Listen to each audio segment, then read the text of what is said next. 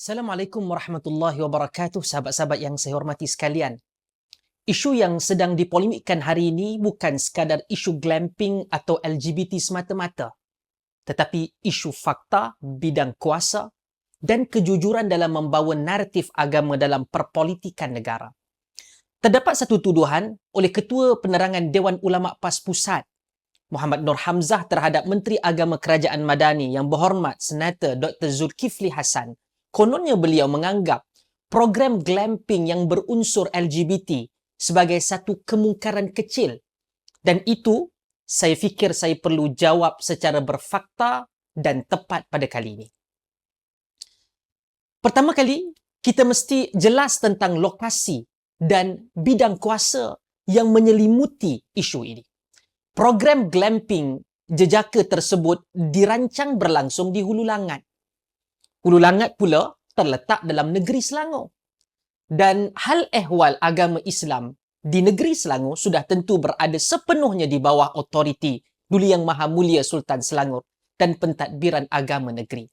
Dan dalam perlembagaan persekutuan, agama Islam adalah urusan negeri. Sultan ialah ketua agama Islam bagi negeri. Dan kuasa penguatkuasaan berada pada Majlis Agama Islam Selangor ataupun MAIS serta pelaksanaan Jabatan Agama Islam Selangor ataupun JAIS. Dan ini fakta asas yang tidak boleh diputar belit. Dengan fakta ini, saya ingin bertanya secara jujur kepada kita semua. Bagaimana pula Menteri Agama Persekutuan boleh dituduh membenarkan atau meremehkan kemungkaran sedangkan kuasa agama di Selangor bukan berada di tangan ataupun di dalam jurisdiksi beliau. Menteri di Jabatan Perdana Menteri Hal Ehwal Agama yang berhormat Dr. Zulkifli Hasan tidak mempunyai sama sekali kuasa eksekutif untuk yang pertama mengeluarkan lesen program di Selangor. Kedua, membenarkan atau melarang apa-apa acara ataupun menguatkuasakan undang-undang syariah di sesebuah negeri yang mana peranan beliau di peringkat persekutuan adalah pertama penyelarasan dasar, kedua berkaitan dengan pencerahan isu agama dan yang ketiga kerjasama antara agensi-agensi agama.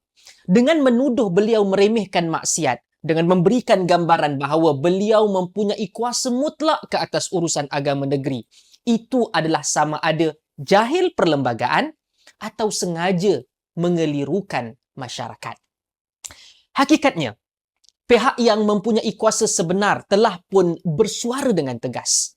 Duli Yang Maha Mulia Sultan Sharafuddin Idris Shah, Sultan Selangor, telah bertitah secara jelas bahawa baginda tidak berkenan sebarang bentuk penganjuran, promosi atau normalisasi gaya hidup LGBT di negeri Selangor.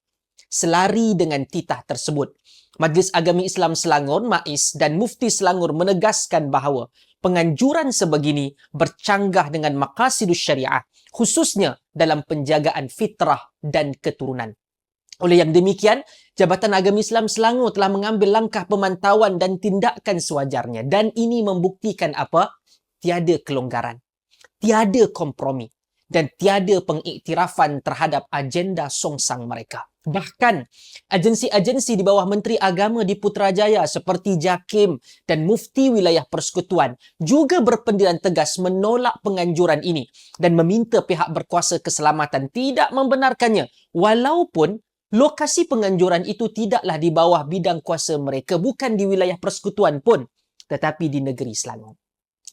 Kesalahan besar Dewan Ulama PAS apabila memberikan ulasan ini adalah mencampur adukkan tiga perkara berbeza. Apa tiga perkara itu, sahabat-sahabat? Pertama, bidang kuasa persekutuan versus negeri. Kedua, pengurusan isu melalui institusi versus hukum dan dosa. Yang ketiga, kenyataan konteks pentadbiran versus fatwa syarak. Apabila menteri menyebut agar tidak memanjangkan polemik dan menyerahkan isu kepada pihak berkuasa, itu bukan bermaksud menghalalkan maksiat, tetapi menghormati struktur perlembagaan dan autoriti negeri. Menjadikan kenyataan ini sebagai bukti meremehkan kemungkaran adalah tidak jujur dari sudut ilmu dan juga tidak jujur melanggar amanah agama. Dalam Islam, menentang maksiat adalah wajib. Itu kita sepakat. Menentang maksiat adalah wajib. Dan apa yang ingin dikembangkan melalui glamping tersebut mempunyai unsur kuat kemaksiatan. Tetapi menuduh tanpa ilmu juga haram. Ia juga maksiat.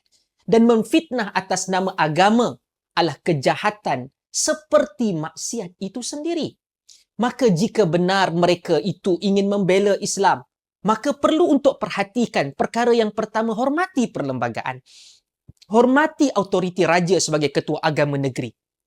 Hormati institusi agama negeri tersebut. Dan jangan jadikan agama sebagai alat politik kepartian yang murah. Maka sahabat-sahabat, isu sebenar hari ini bukan sekadar penganjuran glamping itu yang menjadi isu. Tetapi cara isu agama dan sentimen agama diputar belitkan untuk membina persepsi politik yang jahat. Program itu berlaku di Hulu Langat ataupun perancangannya ingin dilaksanakan di Hulu Langat negeri Selangor. Dan kuasa agama berada pada Tuanku Sultan Selangor dan pentadbiran agama negeri. Tindakan telah dan sedang diambil oleh pihak berotoriti agama negeri termasuk pihak keselamatan PDRM itu. Maka Menteri Agama tidak menghalalkan maksiat. Kedua, beliau tidak meremehkan dosa. Dan yang ketiga, beliau tidak melanggar prinsip-prinsip asas Islam. Yang perlu diperbetulkan ialah naratif songsang yang menuduh orang lain tanpa fakta.